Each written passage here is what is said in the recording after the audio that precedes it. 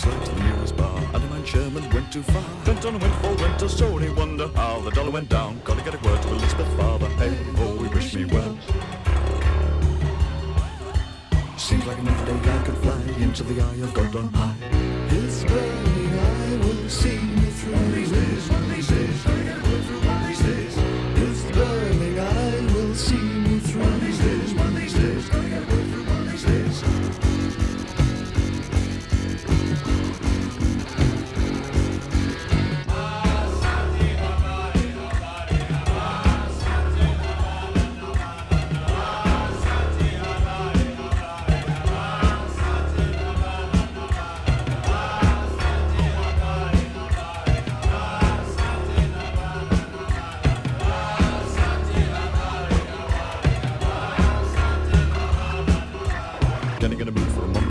Pushing my luck, I'll fly like a mad thing, airstrip takeoff, skimming over rhino, born and slumberless, then beast, struggle with a child, screaming, dreaming, drowned by the drop, so steely, sunshine, sick of me, lust for the feel I've quashed and laid, like a valuable loved one left unlaid. Seems like another day I could fly into the eye of God on high. Seems like another day I could fly into the eye of God on high. Over the bushland, over the trees, wise like a orangutan, that was me.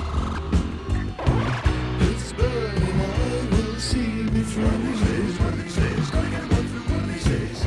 It's burning, I will see me through. One of these days, gotta get a word through one of these days.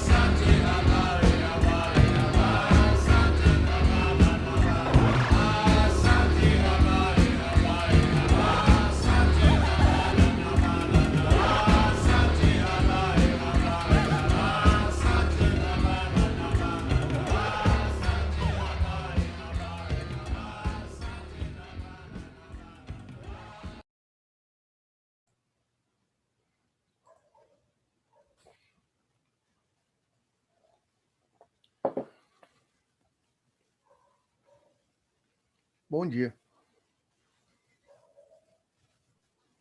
Bom dia, professor. Muito bom dia. O professor já chega chegando, hein? Não, de forma alguma.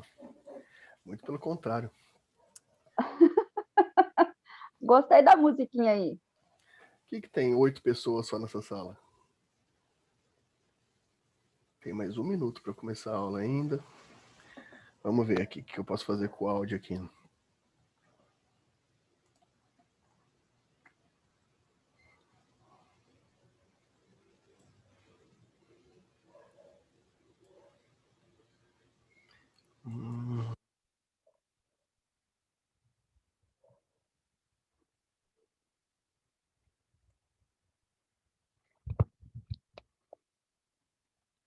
Tá melhor assim? Será?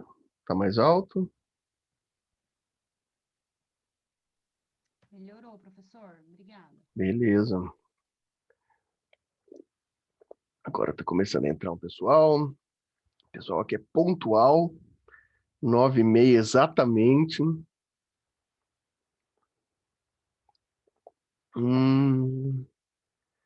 A lógica é essa mesmo? É só a Márcia de câmera ligada? Só para eu já me estruturando sobre as nossas aulas aqui, se eu vou falar sozinho, se eu vou falar para alguém. Só a Márcia, professor, porque ela representa a sala, então só ela com a câmera ligada já basta. Entendi. Então eu vou começar a pontuar o pessoal também por câmera ligada, dar pontos extras pro pessoal de câmera ligada. Extra, não é nada contando na nota, é extra, né? Para ajudar. Talvez não seja muito útil nesse primeiro bimestre, depois talvez você sinta vontade, né?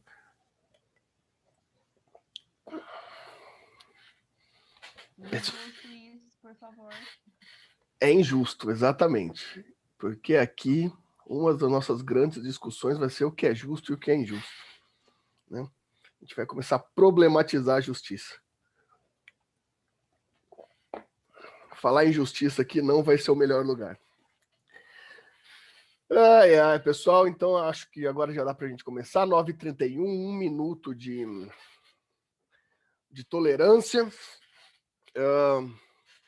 Vamos, então, dar início ao nosso curso de Filosofia do Direito. Nos reencontramos, então, né?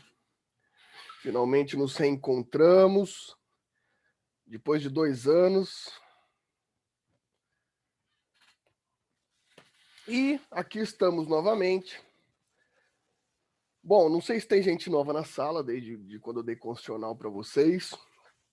Não me lembro, pelos nomes aqui, não sei se tem alguém que não estava antes, não teve comigo no primeiro ano, né, que a gente teve junto no primeiro ano, naquele longínquo tempo em que a gente ainda trabalhava presencialmente, né? Para quem não me conhece, não sei, é importante colocar isso.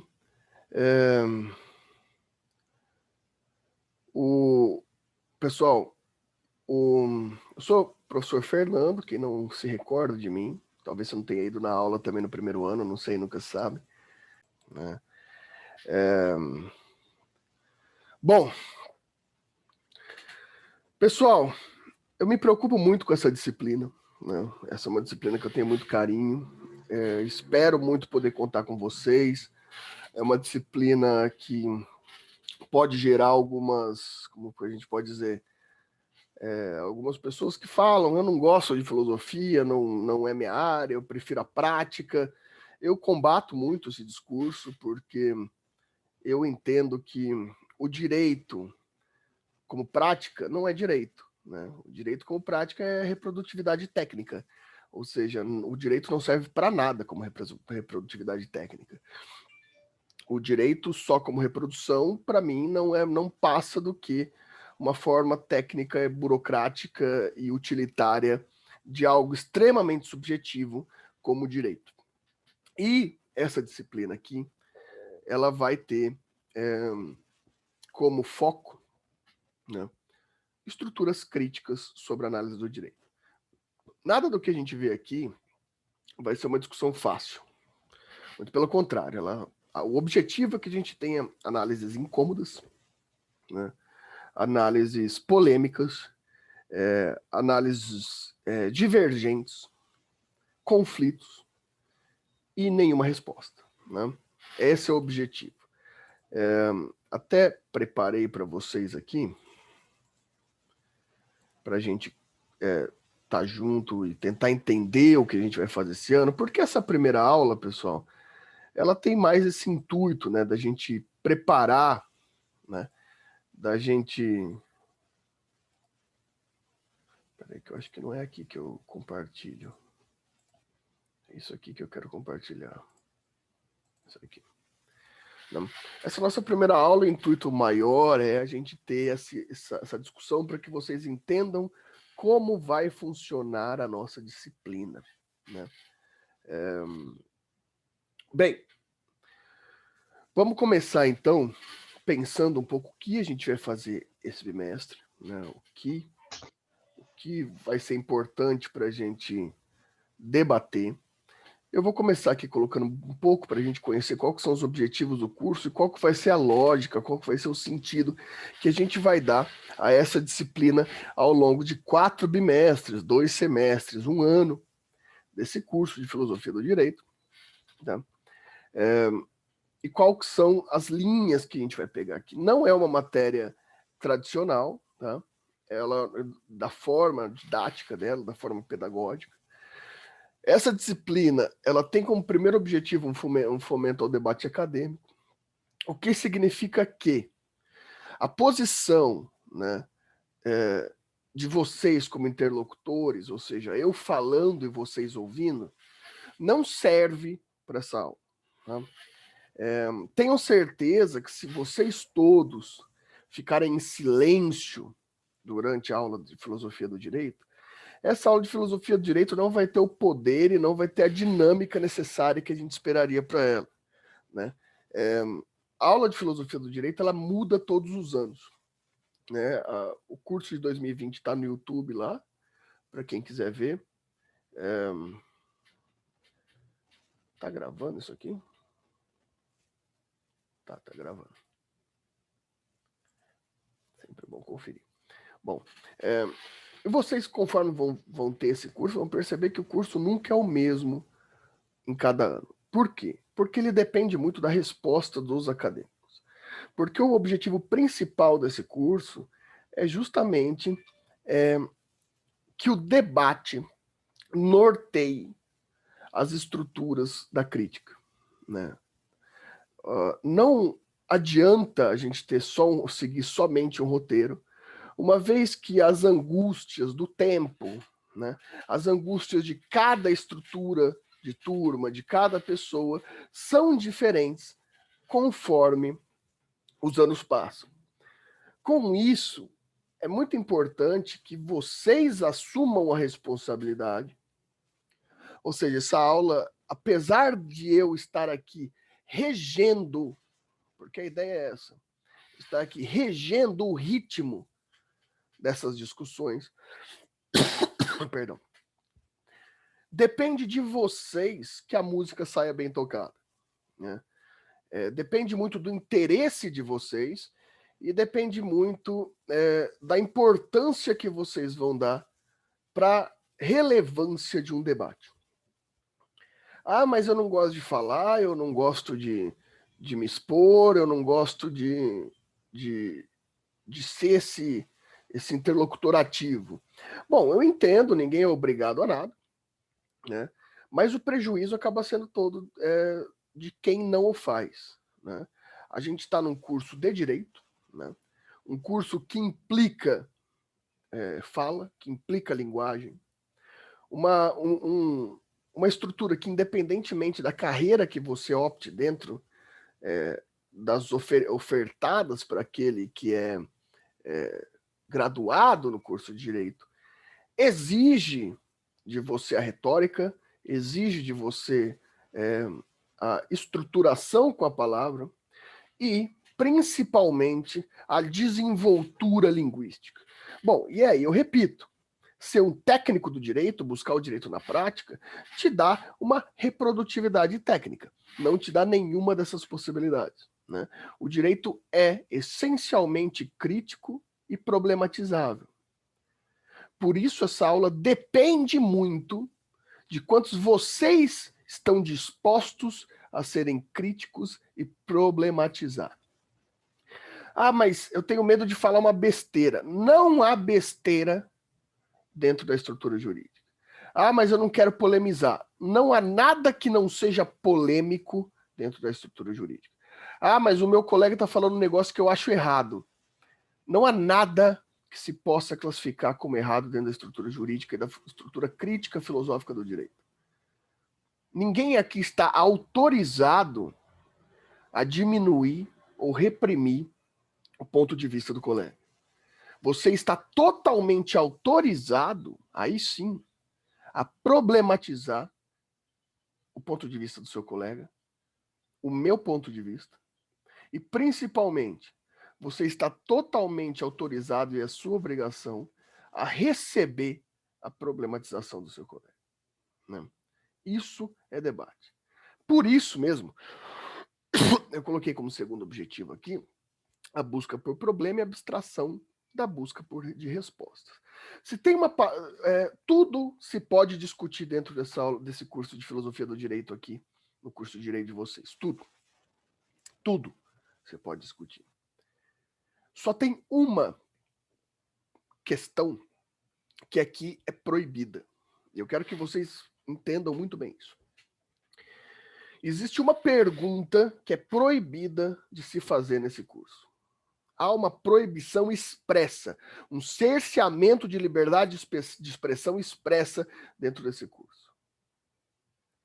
Que é perguntar: e qual é a solução? Essa pergunta. Qual é a solução? Isso não cabe na filosofia. A gente não está aqui para buscar respostas. Ah, mas o que adianta eu estar aqui se você não vai me dar respostas? É isso que eu quero que você entenda.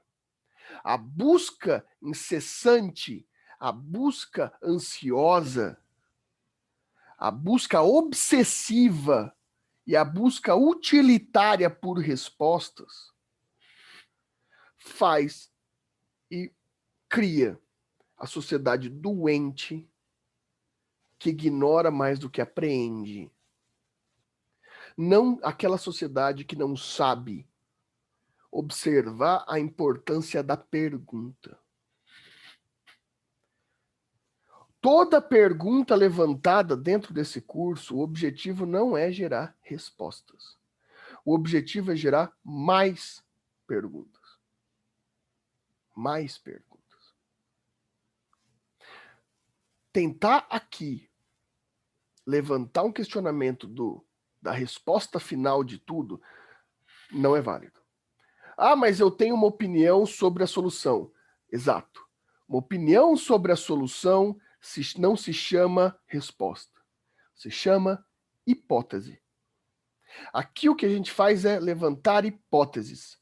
E ao levantar uma hipótese, você dá abertura que todos nós, seus colegas, eu e qualquer outra pessoa, questionem a sua hipótese. Então, a nossa lógica acadêmica aqui vai ser modificada. A nossa lógica acadêmica nesse curso vai ser: eu não estou buscando respostas. Eu estou me permitindo a me provocar por perguntas. Aos poucos, vocês vão entender que a pergunta... A gente tem 1 ano para entender isso. A gente vai entender que a pergunta é muito mais importante que a resposta. E aos poucos a gente vai perceber que quanto mais a gente anseia pela resposta, menos a gente é capaz de entender. Outro ponto, outro objetivo do nosso curso aqui é ter uma visão crítica sobre a arqueologia do direito. Como assim? O que é arqueologia, meus caros? A arqueologia é a gente tentar fazer uma linha temporal, uma linha de identificação sobre aquele objeto ao qual a gente estuda. Essa é uma tendência que todos nós temos. A gente quer a linearidade da história das coisas. E uma das coisas que a gente tem como proposta aqui nesse curso é a crítica a essa visão arqueológica do direito. É a crítica a tentar enxergar o direito como uma linha objetiva, como uma linha reta, como uma linha estruturada. Tentar enxergar um progressismo jurídico. Porque o progressismo, pessoal, ele pressupõe que a gente sai de um ponto e vai progredindo, ou seja, há um maniqueísmo de melhora, e vai progredindo até o ponto final. A gente, quando entende um progressismo jurídico, a gente não entende as nuances, os avanços, as estruturas retrógradas, as dissoluções em que esse objeto de estudo que a gente vai ter sobre uma crítica, o direito, teve ao longo do tempo. A gente não tem um direito linear. A gente não tem um desenvolvimento objetivo da linearidade. E muito pelo contrário. Perdão. A nossa objetivação de uma linearidade histórica do direito, de uma arqueologia do direito, ao contrário, ela tira a nossa possibilidade de analisar o direito no agora. Essa talvez seja a primeira palavra que eu quero que vocês prestem atenção. Pessoal, eu vou trabalhar aqui com chaves, com palavras, que eu vou perder muito tempo nelas, ou ganhar. A primeira palavra que eu quero que vocês observem é a palavra agora. Vamos escrever agora com letra maiúscula. O que significa o tempo de agora? O tempo de agora não é mecânico. O tempo de agora não é medido em segundos. O tempo de agora é quase como um espaço anômico de uma significância impossível de perceber. Impossível de perceber justamente pelo vício na lógica do progresso temporal, da arqueologia das coisas. Quando você tem um progresso temporal, uma arqueologia lógica das coisas, você tem um ponto A e um ponto final e um eterno progresso. Enquanto você espera um eterno progresso, o agora nada mais é que uma referência de antes e uma perspectiva do depois. O agora não é passível de observação. A gente vai trabalhar muito com esse conceito de agora. Principalmente para definir o que é a norma no agora. A gente vai trabalhar muito com o conceito de progresso, de tempo, de arqueologia. Né?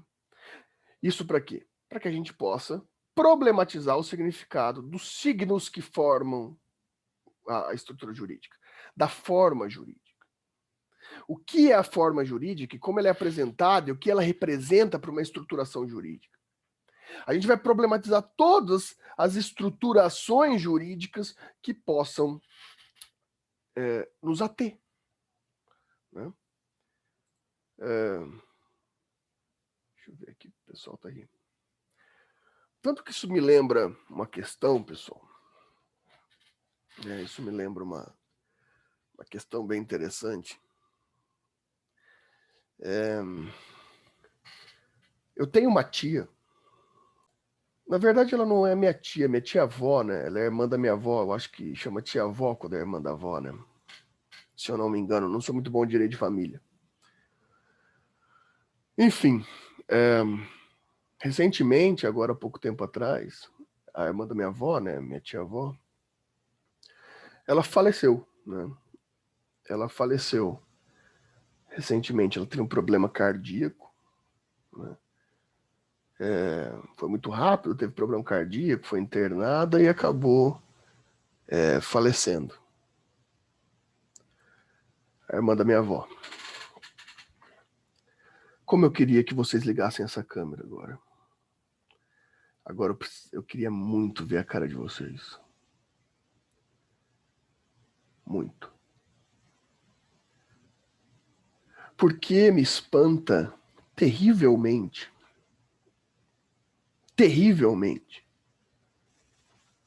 que eu passei para vocês uma narrativa superficial.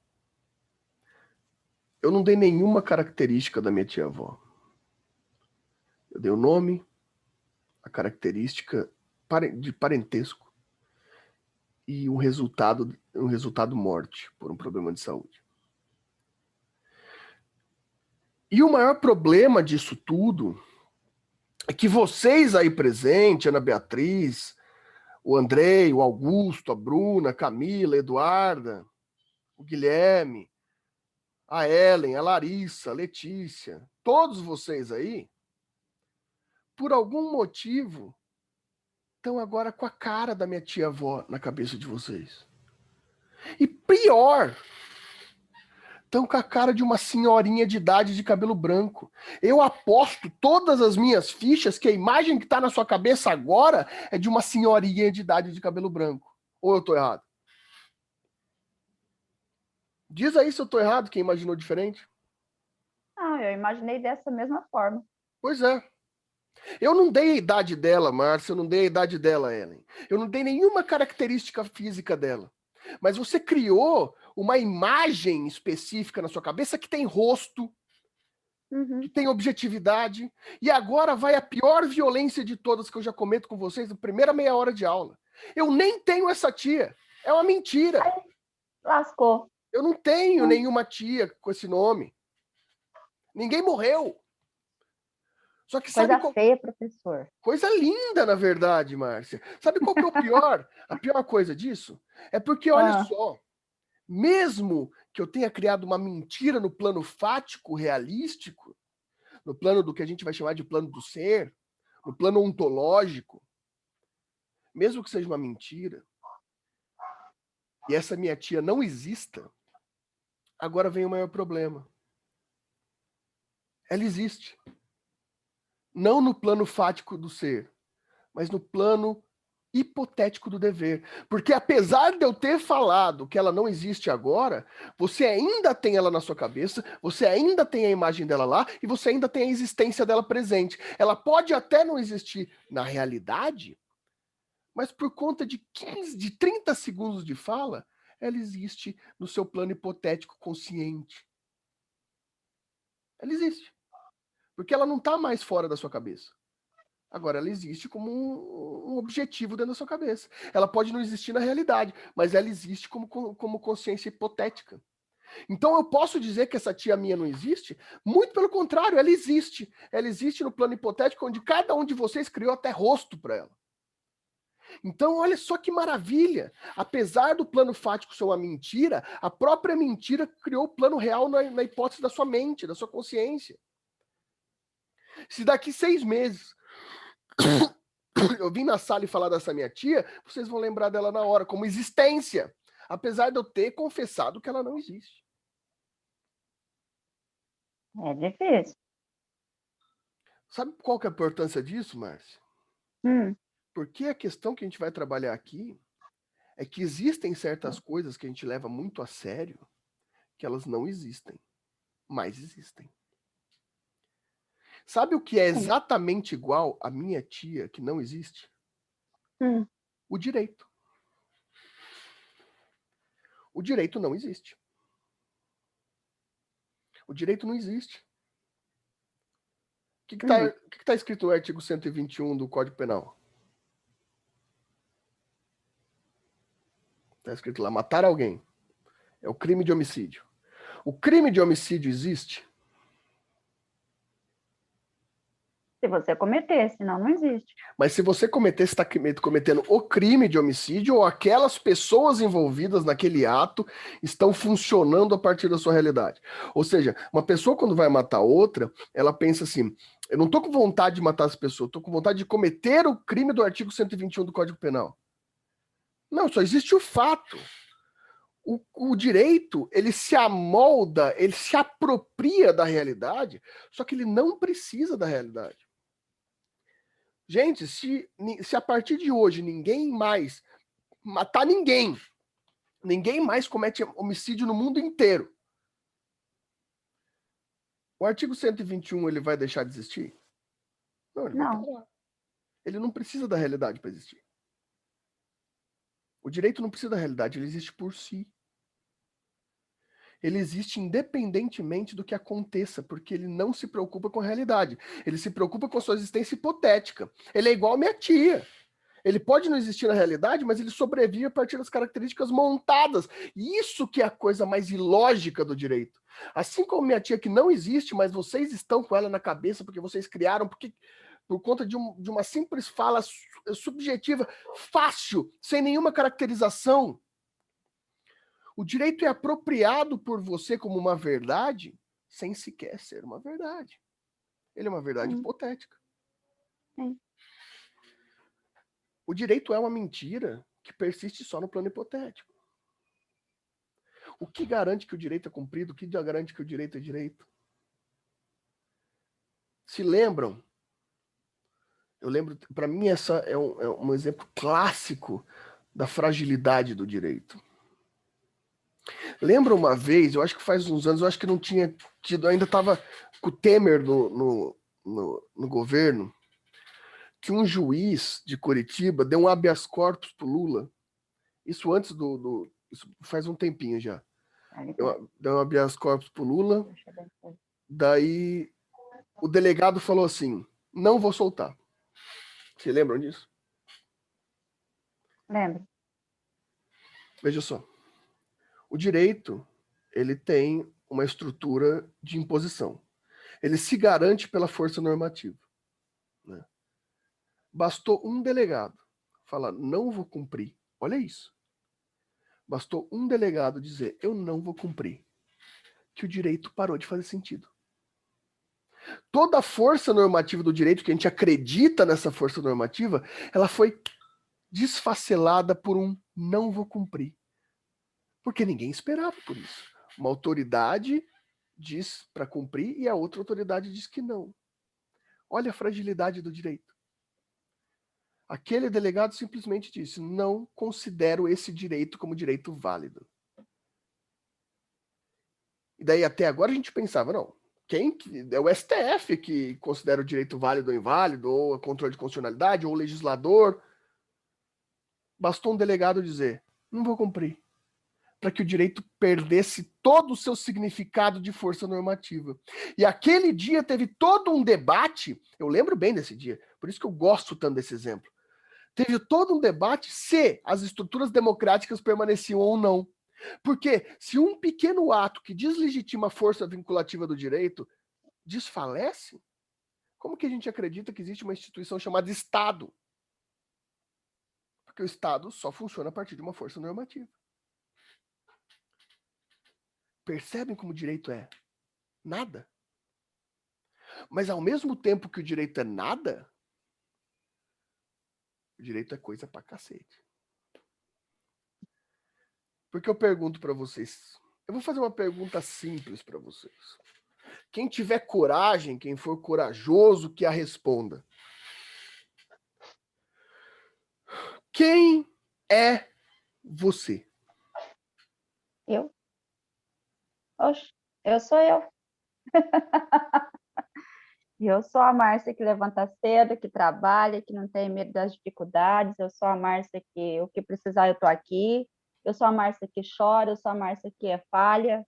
Eu Eu sou a Márcia. tive até que anotar aqui, Márcio, porque você se caracterizou com tantos adjetivos. Oh, Primeiro, Jesus. mas eu vou te falar uma coisa, infelizmente, Márcio. Ah, Tudo que você falou tá errado. como professor? Eu me descrevi como eu estou Não. errada. Eu vou dizer para você que você não é a Márcia. Primeiro erro grotesco.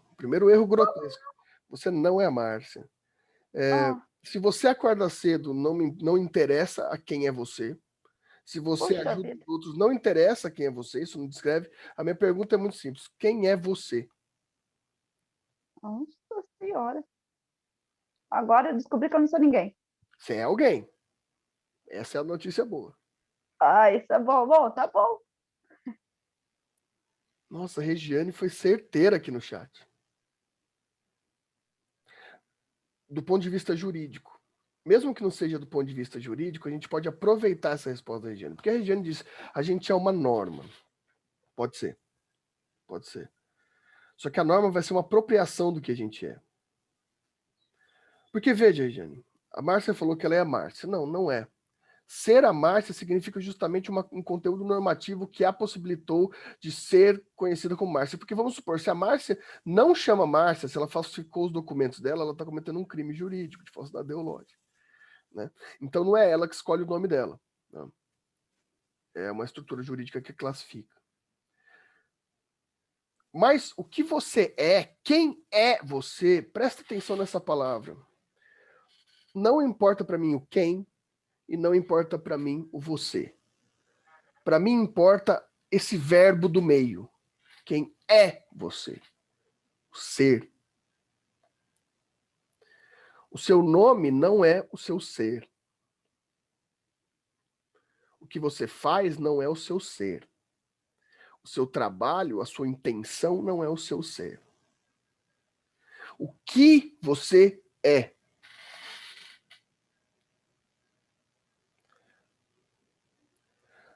A gente pode até tirar essa pergunta e colocar para outros objetos. O que é isto? Pergunta fácil. O que é isto? Um lápis. Tá errado. Ah, professor, aí essa bexiga aí não dá certo, não. Não, tá errado. Tá É errado. um material. Tá errado. Não. Isso daí, a classificação da sua, da sua família. Porque, veja, Marta, isso aqui é um lápis, Ah, correto? Se eu pego esse sim. lápis, né? Deixa eu ver aqui. Pego o Andrei aqui. Enfio esse lápis no olho do Andrei. Eu não posso É chamar isso. uma arma. Não posso chamar isso aqui de arma. Sim. Então isso daqui não é nem um lápis, nem uma arma. Porque se é um lápis, ele deveria continuar sendo um lápis. Se eu pegar isso daqui e começar a batucar, ele pode se tornar um instrumento musical. Então ele não é um lápis, ele não é uma arma, ele não é um instrumento Entendi. musical. Depende do ponto de vista? Não. Não. Ele é alguma coisa. Eu vou dar a resposta para vocês, vou parar de torturá-los. Vai, por favor. Isto é. Você é. Só. Ser. O que é ser? É um verbo, correto? Sim. É um verbo. É um verbo no infinitivo. Correto? Pessoal, em latim, a palavra ser, né, ela é considerada um infinitivo. E como o latim e o grego têm uma certa raiz filosófica, quando a gente conjuga o verbo ser até o particípio presente, ele se torna a palavra ente, que é uma representação do que você é, objetivamente. Como assim? O que eles querem dizer filosoficamente com isso? Ser é um conjunto não perceptível em 3 dimensões da nossa existência. Tanto que é infinitivo. Infinitivo tem essa raiz mesmo do infinito. Aquilo, por que é infinito aqui? Porque não acaba nunca? Não é no sentido de acabar ou começar. Isso é uma lição filosófica da antiguidade muito interessante. O infinito não significa que comece em um lugar ou termine em outro. Vamos pensar, se a gente está falando de filosofia antiga aqui, não? Nesse primeiro momento, a gente está falando de filosofia antiga, e a gente não está no advento da ciência da física ainda. Bom, os conceitos mais clássicos da filosofia antiga do ser, por exemplo, estão na ideia de Deus, dos deuses ou de um Deus. Né? Mesmo se no medieval, que vocês vão ter uma familiaridade melhor com a ideia do Deus cristão, né? Vai servir também para essa alegoria. Isso vai servir tanto para os deuses antigos quanto para o Deus judaico-cristão. Existe início de Deus? Quem é da religião cristã aí, né? Existe início da existência de Deus? Aquela pergunta teológica, aquela máxima teológica, Deus veio da onde? Tem resposta? Não tem. Porque não tem início temporal, uma linha temporal para Deus. Deus se finda. Existe o fim de Deus? Também não. Bem, como é possível que algo não tenha começo nem fim? Talvez a alegoria de Deus, tanto para os antigos quanto para os modernos, explique bem essa teoria do ser, de você é. Porque Deus, ou os deuses, eles não se explicam no tempo. Eles são um ser. Tanto que isso existe também na filosofia cristã e judaica, mas na hinduísta existe mais uma relação com isso. Na hinduísta, principalmente porque é muito mais claro que se chama os deuses de verbo. Né? Mas o verbo também é usado pela teologia católica cristã, né? Para se referir a Deus. Verbo no infinitivo. Porque o verbo, ele não se apropria do tempo. Né? Você não consegue usar um verbo para se referir a um tempo. Tanto que a gente tem os tempos verbais para flexionar o verbo, correto? O verbo ele só tem sentido temporal a partir do momento que a gente flexiona ele para o tempo, para o passado, para o futuro, para o presente. A ideia de Deus, em qualquer estrutura antiga de religião, ela tem essa ideia de verbo porque Deus não se apresenta como uma realidade temporal. Né? O nome, daí vem a questão da Márcia. Eu sou a Márcia. Isso seria interessante em outras religiões mais antigas, mas também é possível a partir da judaica. Né? O Deus judaico, que também é o Deus cristão, né, ele tem um nome. Vocês sabem o nome de Deus? Devem saber. Só que tem lá Moisés, né? Tem no Pentateuco que não se pode pronunciar o nome de Deus em vão. É até interessante porque isso é muito confuso na estrutura teológica, né? Muita gente interpreta que não dizer o nome de Deus em vão é não falar tipo, ai meu Deus, não sei o quê. Não é isso, é o nome mesmo, o nome. Né? É isso, Guilherme, é tipo Jeová, só que em hebraico você vai ter o Iv, Rei, Vav, Rei, né? Que eu coloquei aqui no chat, em hebraico.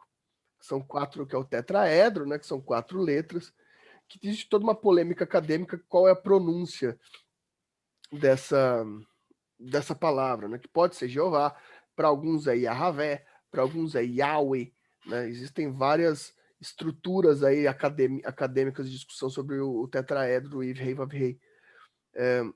Só que a existência judaica dessas 4 letras e da impossibilidade orgânica de se dizer essa palavra, né? Ou seja, só o rabino podia dizer, é justamente tirar a identidade nominal de algo que não está preso no tempo. Deus, por não ser temporal, não pode ser chamado ao presente. O seu nome é uma estrutura de invocação, de chamamento. Quando eu falo Márcia, a Márcia olha para cá, eu chamo a atenção dela. Eu reduzo ela ao tempo da atenção, o tempo mecânico da atenção. A inexistência do nome plausível de Deus é justamente o não dizer o nome de Deus em vão, né, do judaísmo. Isso existe em várias religiões fora do judaísmo. É essa impossibilidade da gente invocar Deus para o nosso tempo mecânico, porque Deus é verbo, né? Em quase todas as religiões. Ou seja, não se prende no tempo e no espaço. Então, o que é Deus? Deus é. Essa é a explicação de Deus na teologia. E a explicação filosófica para você também é. Você é. Porque, Márcia, você com o seu nome, com as suas intenções, com o seu caráter, com as suas ações, todas essas são personificadas em ações de tempo. Não é a sua existência. Sua existência não são ações de tempo. Não são. Tanto que se você faz alguma coisa boa hoje, nada impede que daqui a 10 anos você faça uma coisa ruim, ou vice-versa. Porque você não é aquilo que se enquadra no tempo. Você só é. É a sua existência. É a sua existência. E quando a Regiane disse para mim aqui que é norma, é isso que é o direito. Vocês querem saber o que é o direito? O direito é o novo Deus. A sua religião, se eu pergunto para você, qual a sua religião? Você vai me falar, eu sou católico, eu sou evangélico de tal igreja, eu sou do candomblé, eu sou espírita. E vou falar, não! A sua religião é o direito. Triste, terrível. Você tá com a Bíblia aí todo dia aí, com o Vadimeco. É terrível isso. Quer ver? Ó, deixa eu ver se eu acho aqui. Lembrei de uma passagem aqui que pode ser essencial para isso. Tem um livro do Walter Benjamin, né, que tem um texto que nessa versão aqui está traduzido como capitalismo como religião, porém, a palavra utilizada para esse termo pode ser também colocada como direito, né? Apesar do Walter Benjamin ser um marxista, ele não é um marxista tradicional, ele meio que é um crítico do direito a partir de uma estruturação. E ele tem uma parte aqui, eu vou traduzir como direito, tá? O direito é a celebração de um culto sans revers, sans messie, ou seja, sem trégua, sem piedade. Para ele, não existem dias normais. Não há dia que não seja festivo no terrível sentido da ostentação de toda a pompa sacral, do empenho extremo do adorador. Esse culto é culpabilizador, é expiatório. Esse direito, presumivelmente, é o primeiro caso de culto não expiatório, mas culpabilizador. Nesse aspecto, tal sistema religioso é decorrente de um movimento monstruoso, uma monstruosa consciência de culpa que não sabe como expiar e lança a mão do culto. Não para expiar essa culpa, mas para torná-la universal, para marretá-la na consciência e, por fim, acima de tudo, envolver o próprio Deus nessa culpa. Pessoal, o direito, claro que aqui pode ser interpretado também a partir do direito liberal, né, do direito capitalista, que é a crítica do Benjamin, do próprio capitalismo, mas aqui principalmente do direito, ele se torna um instrumento religioso. Porque você, Márcia, me deu suas características jurídicas. A própria Regiane já colocou que ela é uma norma. Porque a nossa estrutura depende da estrutura jurídica e a gente tem fé em algo que não existe. O direito não existe e você acredita nele. Isso é religioso. Você tem fé no direito. Veja. Hoje, você já que o próprio direito absorveu, vilipendiou, sequestrou sua existência universal de verbo, hoje você é uma norma jurídica, né? A Regiane está certíssima. Hoje você nada mais é que um conjunto de normas. Se você não tiver direito, você nem sobrevive. Se o Guilherme for um hacker, ele é muito bom em hackeamento. Se o Guilherme entrar no sistema da Receita Federal e hackear todo o sistema e apagar tudo que ele tem, RG, CPF, tudo, ele não existe. Se ele chegar aqui e matar a Regiane, ele não comete crime, porque ele não é ninguém. Não comete crime? Claro que não. Como que você vai prender uma pessoa que não existe? A existência dela depende do batismo do direito. O direito te batiza. Então o direito, que aparentemente é tão secularizado, distanciado da religião, ele é extremamente teológico. Você é ungido pelo direito e toda a sua existência se baseia nele. Olha que expiatório, que apocalíptico da parte do direito, mas é. O direito te apropria numa fé culpabilizadora que você não admite e não imagina o mundo sem ele. Por exemplo, existe várias teorias de rompimento jurídico, né? Eu vou falar uma aqui. Existe uma teoria de rompimento jurídico que se chama abolicionismo penal. Já ouviram falar dele? É uma teoria muito bem fundamentada, né? Tem muito estudo sobre ela, o que não significa que está certa. Lembra que não tem certo e errado em filosofia. Que ela estuda a possibilidade de um mundo sem nenhum tipo de pena. Sem existência de penalidade do direito. A primeira reflexão que vai passar na cabeça de vocês é: isso é impossível. Não tem como não punir, não tem como não prender. Bem, a teoria apresenta pontos muito fortes e muito bem elaborados. Só que você tem tanta fé no direito que você não imagina o mundo sem ele. O seu mundo só é lógico a partir da existência do direito. Perder o direito é quase como um padre que se torna ateu. É uma catástrofe. Na verdade, você tem mais fé no direito do que em qualquer outra religião. Porque você acredita muito mais na existência da justiça, uma coisa que, essa sim, é muito mais difícil de provar do que a existência de Deus, a justiça. Só que você acredita mais na justiça do direito do que a própria estruturação divina. Vocês não vão falar nada? Augusto? Só eu falo? Augusto perguntou se seria algo como a mão invisível do mercado. Pode ser, Augusto. Tudo isso está dentro de alguma estruturação teórica, né? Claro que quando o Adam Smith vai falar da mão invisível, ele tem uma estrutura normativa também, né? Ele tenta montar a partir das ideias do direito. Por quê, Augusto? Porque a gente vai ver mais no segundo bimestre, que o direito moderno, né, ele é o direito liberal, né, do liberalismo clássico, né? Por quê, Augusto? Porque durante a Segunda Guerra Mundial, que é um ponto cruzado muito importante para nós, a gente teve uma batalha entre 3 formas jurídicas para saber qual que ia ganhar, né? E a gente vai estudar essas 3 no segundo bimestre, né? Que de um lado a gente tinha o conservadorismo teológico, né? De outro lado a gente tinha o marxismo, principalmente com a União Soviética, e de outro lado a gente tinha o liberalismo, principalmente com a Inglaterra. E o liberalismo democrático parlamentar, né, ganha, tanto que hoje para a gente a obviedade é a democracia parlamentar, né? Então, de certa forma, é fácil a gente fazer essa relação com a mão invisível, porque claro que está dentro da estrutura que a gente conhece, que a gente está mais acostumado. Mas, Augusto, não se deixe enganar. Porque, vamos supor, se tivesse tido uma vitória do conservadorismo teológico, se tivesse tido uma vitória jurídica do marxismo soviético, todas essas estruturas permaneceriam a mesma, só que por outras perspectivas.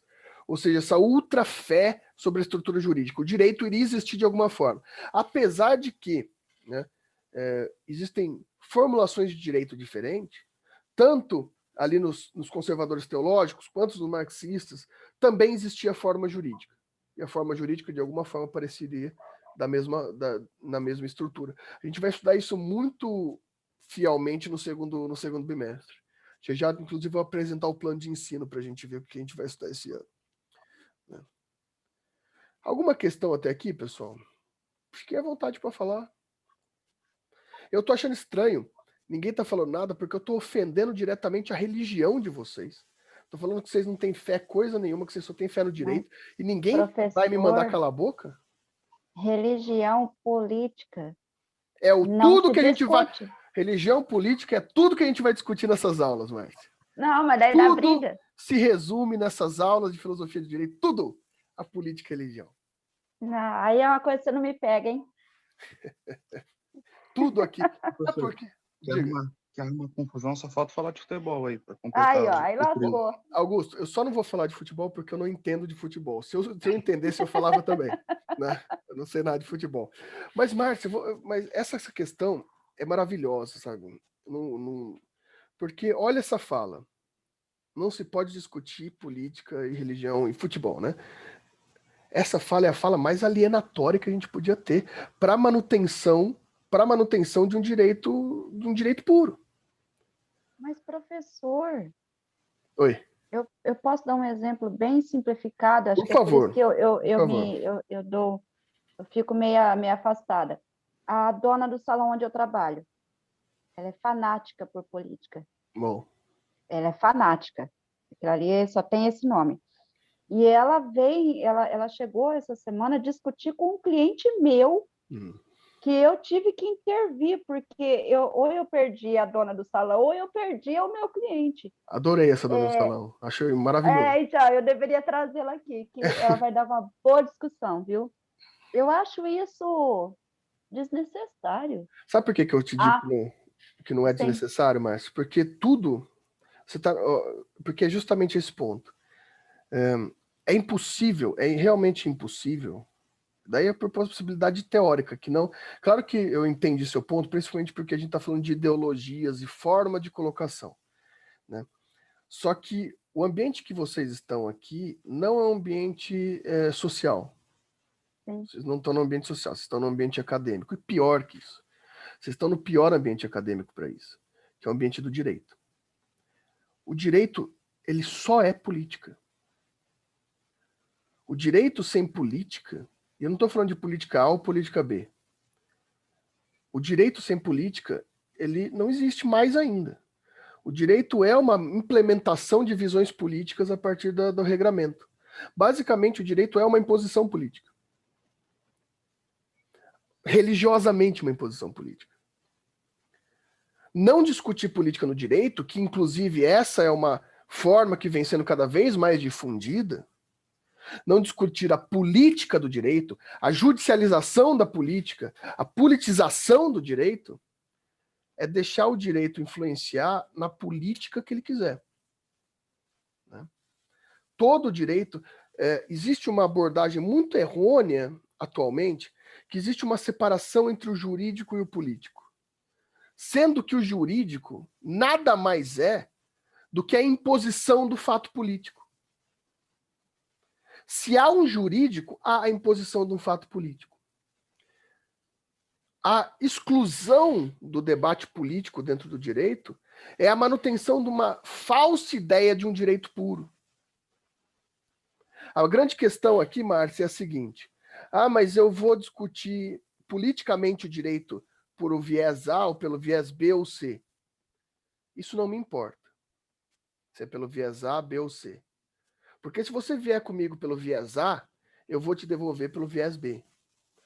Se a Vitória me vier pelo viés C, eu vou devolver pelo viés A.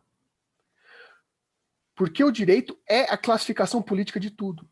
O direito é a imposição estatal da política. Não discutir política é ser passivo à imposição estatal. E quanto à estrutura religiosa, Márcia, mesma coisa. Uma coisa é uma discussão de imposição religiosa social, ou seja, eu tenho minha religião, não concordo com a sua, sabe essa briga religiosa? Sim. Outra coisa é tentar acreditar que a religião, que as religiões, não fazem parte do desenvolvimento político da história. E, por consequência, do desenvolvimento político do direito. Todo fato jurídico vem de um fato histórico, e uma grande parte do fato histórico é devido à estruturação religiosa. Então, filosoficamente, aqui não teologicamente, mas filosoficamente, as religiões serão invocadas, os significados teológicos serão invocados o tempo todo. Veja, Márcio, olha aqui, o Augusto acabou de falar sobre o livre mercado, pela mão invisível, né? Sobre essa estrutura do iluminismo, do direito liberal, da democracia parlamentar.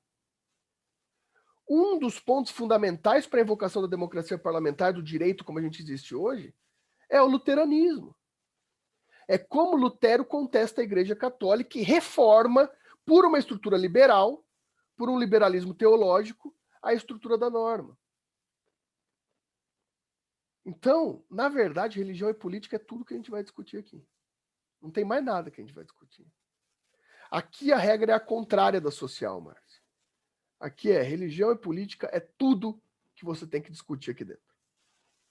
Tudo, nada mais. Vai dar uma briga boa, hein? Assim eu espero. Eu espero que os deuses te escutem. Eu não espero menos. Né? Não espero menos. Hoje o pessoal está um pouquinho mais quieto, mas eu espero conseguir movimentar o ódio em vocês o quanto antes. Né? O professor gosta, né? Demais. Demais. Ah, Porque vai ser assim, pessoal. Esses são os nossos bimestres. Né? Esse é o nosso plano pedagógico. Esses temas vão ser sempre... os temas de cada bimestre vão ser regidos por perguntas. Tá? Vão ser regidos por perguntas. A primeira pergunta do nosso primeiro bimestre é o que é justiça? Né? E a gente vai tentar problematizar a justiça, ou seja, a gente vai tentar ter uma visão sobre a estruturação da justiça a partir de dois elementos diferentes. De um lado, a filosofia antiga e de outro lado, a filosofia medieval. Então, a gente vai se focar principalmente em Grécia, um pouquinho em Roma, mas principalmente em Grécia, para discutir a filosofia antiga. Para tentar definir ali na filosofia antiga o que é justiça. A gente vai ter uma resposta? Não, não vai ter uma resposta. Mas a gente vai ter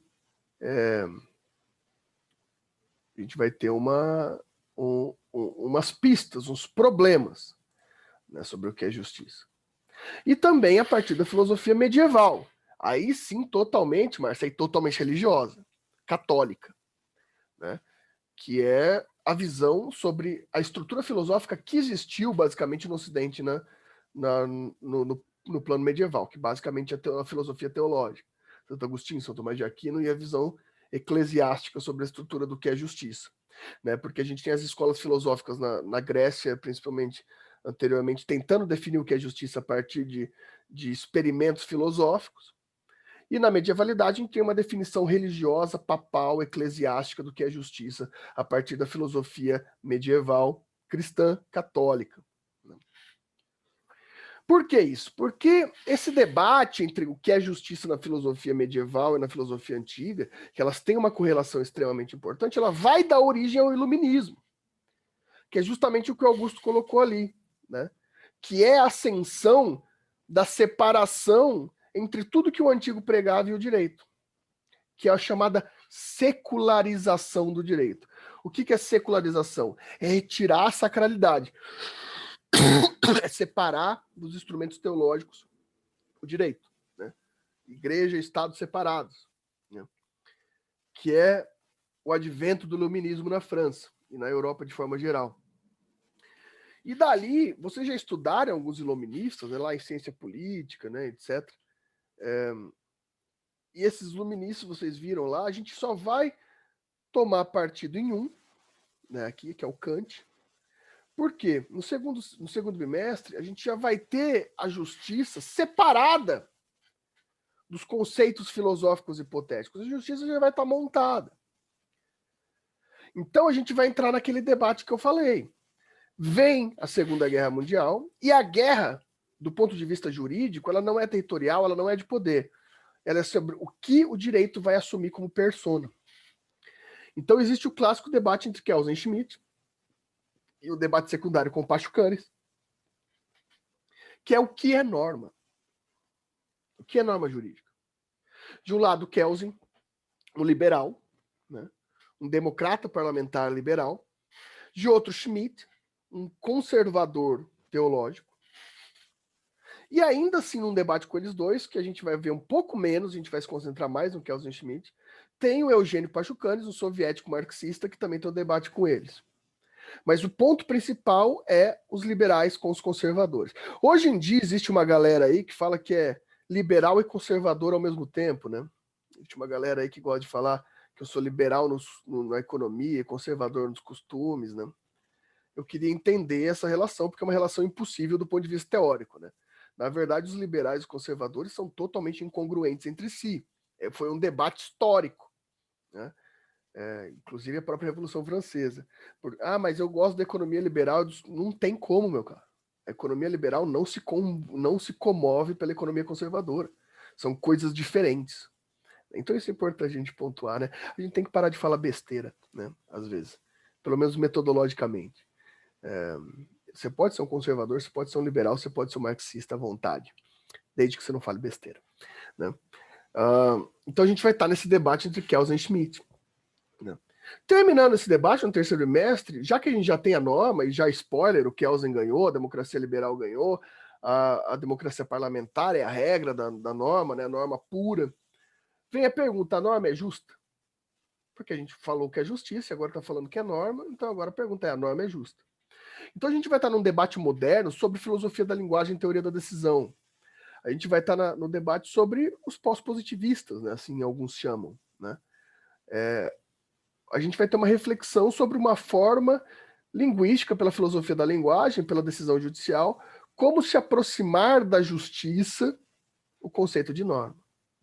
É um bimestre bem interessante.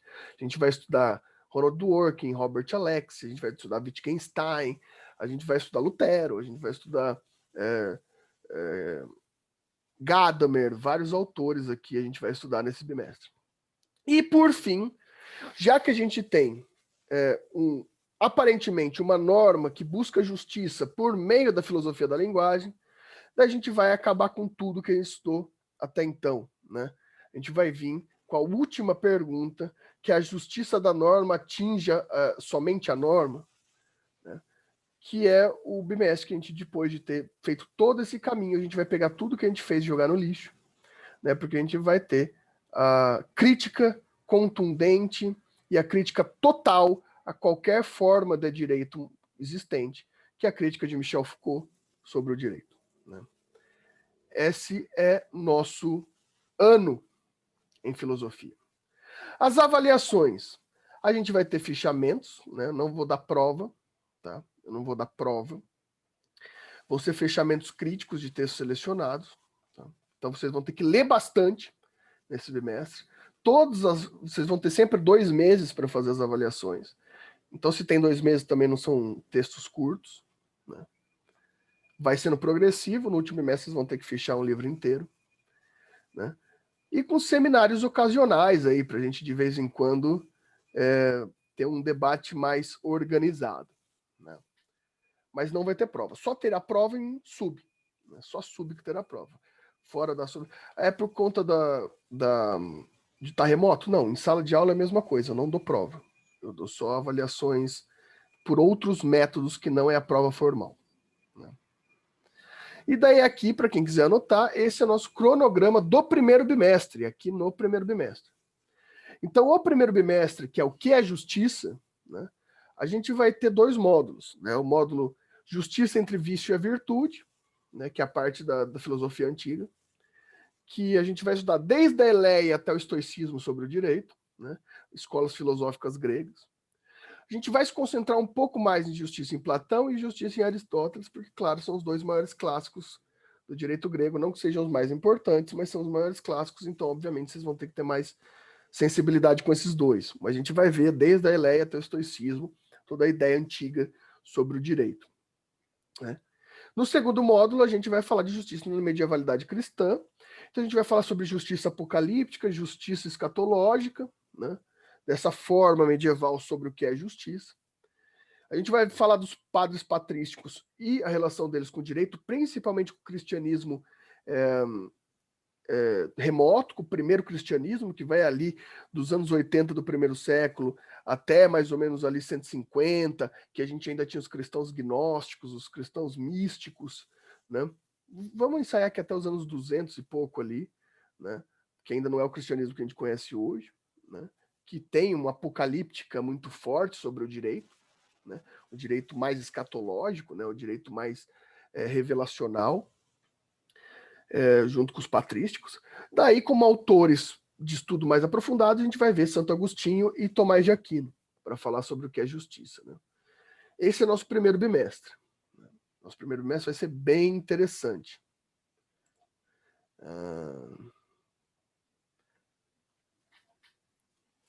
E aí, alguma dúvida?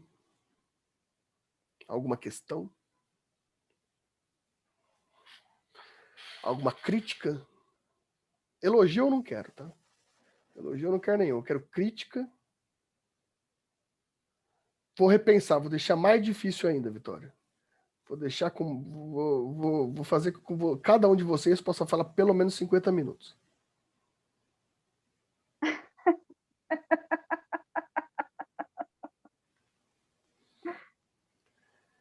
E aí, mais alguma questão, pessoal? Nossa, vocês estão quietos demais, tô vendo tudo, hein? O que eu vou ter que falar? O que eu vou ter que falar para poder puxar vocês? Nossa, eu vou ter que pensar em coisas muito polêmicas para vocês poderem conversar aqui na aula, né? Porque tá muito silêncio aqui. Pô, é sexta-feira, 9h30 da manhã começa. Vocês já estão bem já. Bom, o AVA. Agora tá tudo certo no AVA, vocês viram lá, né? Já tá com o horário certinho agora. Já tá funcionando o AVA normal. Vai falando aí, Camila, enquanto eu vou passando esse recado. Escreve aí. Eu vou colocar bastante material extra, tá? No AVA. Então vai ter muito texto. Todos esses textos são textos que eu preciso ler tudo. Eu gostaria que você lesse tudo, né? Eu gostaria. Mas são materiais de apoio. Então vai ter muito texto que eu vou colocar para vocês no AVA. Então vocês vão ter acesso a muito conteúdo, tá? A muito conteúdo. Claro que eu não sou louco. Eu sei que vocês têm outras disciplinas, né?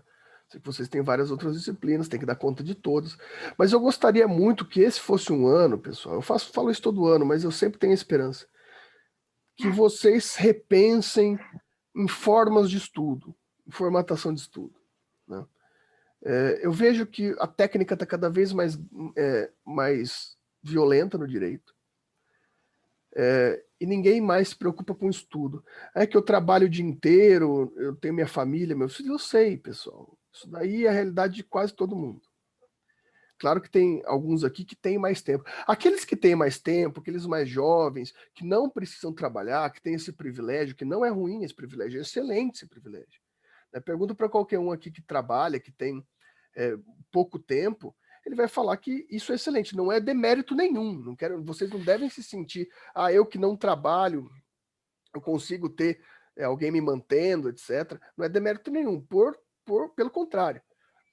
Você tem, mas a questão é, você tem obrigação de estudar pra caramba, de estudar muito. Agora, quem não tem todo esse tempo, é mais difícil, mas não é impossível.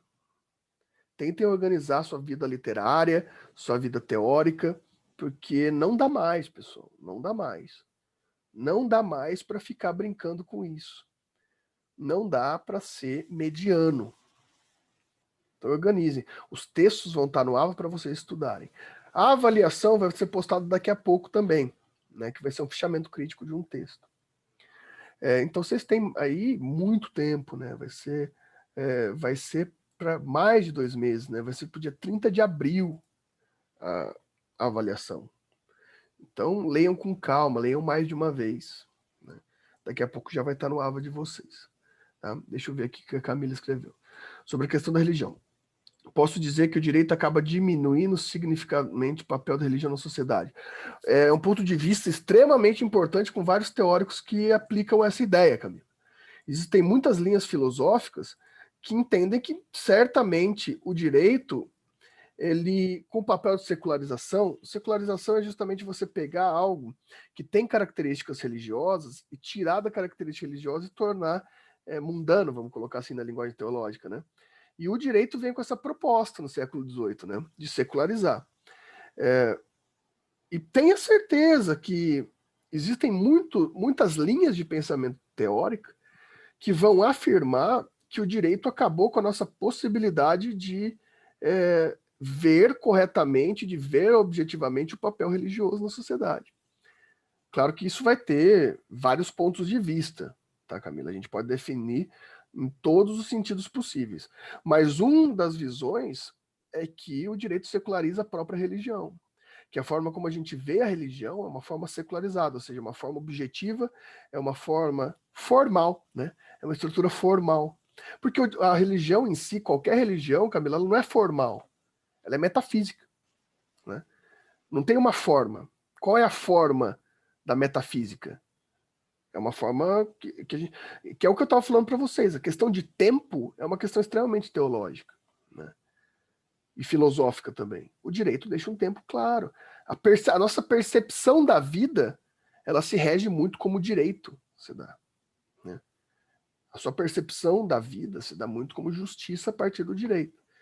A própria expiação teológica, ou seja, a punição e o temor divino, ela acaba se baseando um pouco na justiça do próprio direito, né? O que você faz certo, o que você faz errado a partir da justiça do próprio direito. Existe uma linha muito clara, sim, que vai dizer que o direito acaba diminuindo significativamente o papel da religião na sociedade. Não tenha dúvida disso. Existem essas linhas muito... E, particularmente, é uma linha que eu vou aderir também, né? Eu vou aderir a essa linha também. Na minha linha, que é um pouco mais radical sobre o direito, né? Eu entendo, na minha percepção, lembrem sempre, é sempre visões, né? São sempre visões. Mas, na minha visão, a religião não existe mais por conta da forma como a gente vê o direito. Não existe mais nenhuma forma religiosa, porque tudo foi secularizado pelo direito. A gente vai ter muito tempo de debater isso. Por isso que seria importante... Pessoal, isso é outro ponto importante. O Andrei colocou assim, desde as leis mosaicas. Pode ser, Andrei, de fato, pode ser desde as leis mosaicas, sim. Apesar do que eu acho que no Pentateuco, a intenção do Pentateuco não é uma lei da forma como a gente vê a lei, né? Não é exatamente uma lei, é uma universalidade, pode ser, né? A própria forma como a gente vê a lei mosaica hoje é meio legalista. Tanto a questão que eu falei agora há pouco, André, da questão do nome de Deus, né? A gente é tão legalista que a gente vê hoje o nome de Deus como falar Deus, e não o if-rei, vav-rei, que é o sentido objetivo, né? Mas pode ser sim, pode ser desde as leis mosaicas. Mas, e eu vinha falando, é importante o diálogo de vocês, pessoal, porque eu vou colocar, assim, pontos aqui, né? Filosofia é uma matéria extremamente ampla.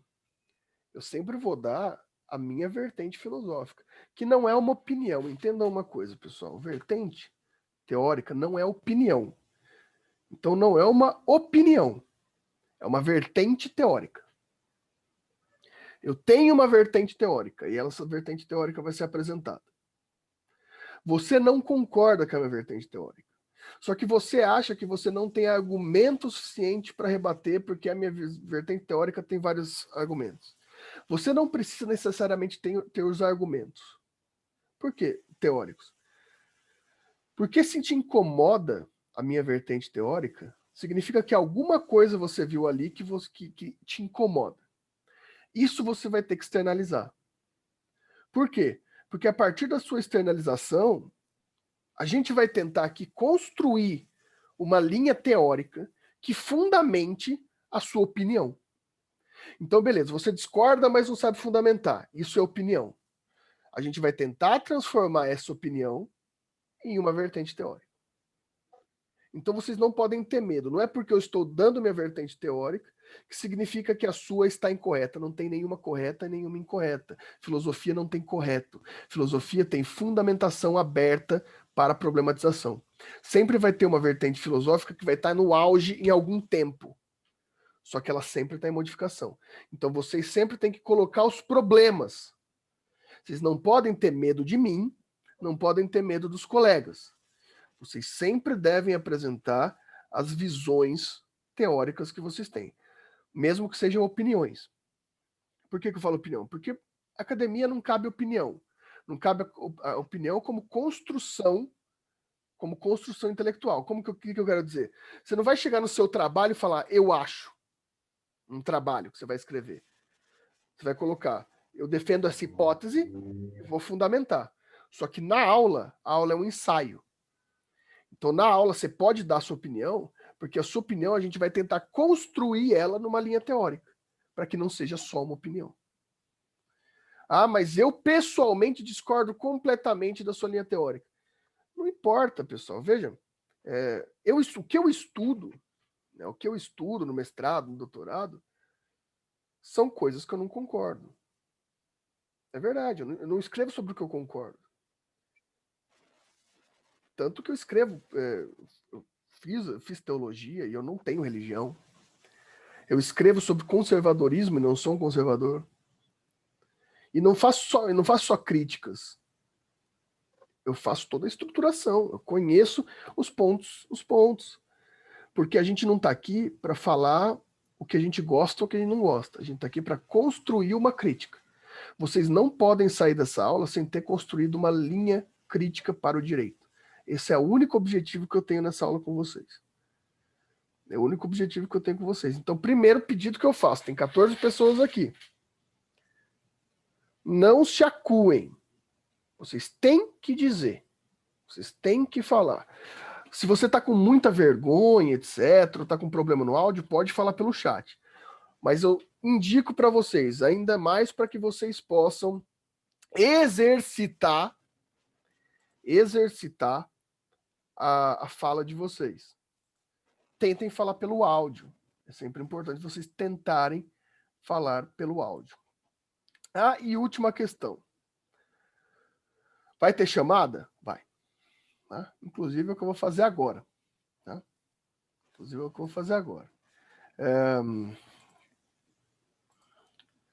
Pessoal, quer falar mesmo? Professor, Oi. lógico que vai ter dia que eu não vou conseguir ver as aulas, tá? Não, claro. Não tenha dúvida. Fique tranquila. Ué, o que eu faço aqui?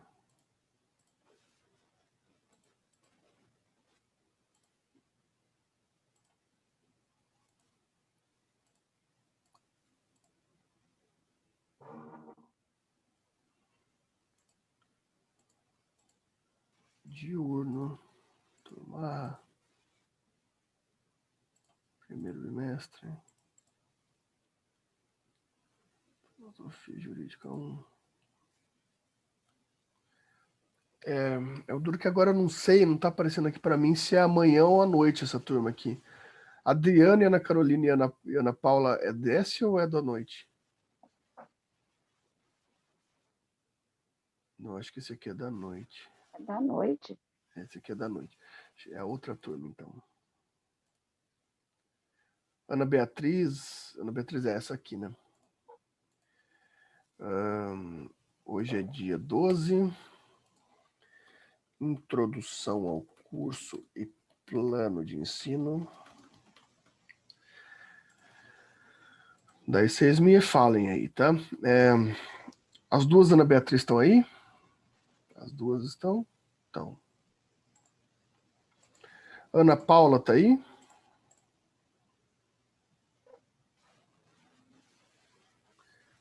Beleza.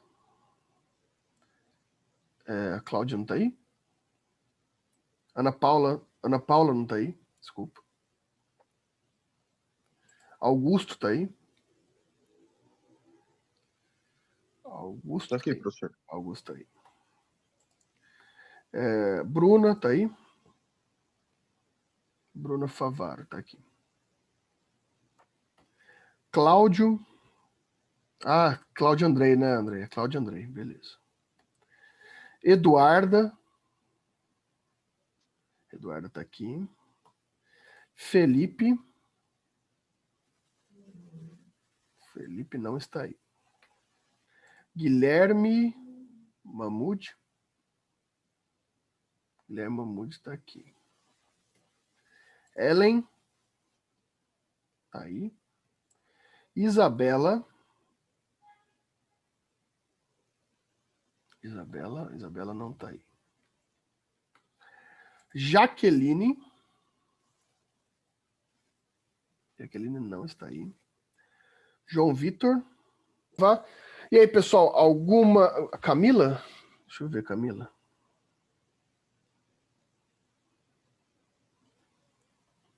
Camila, seu nome não está na lista ainda.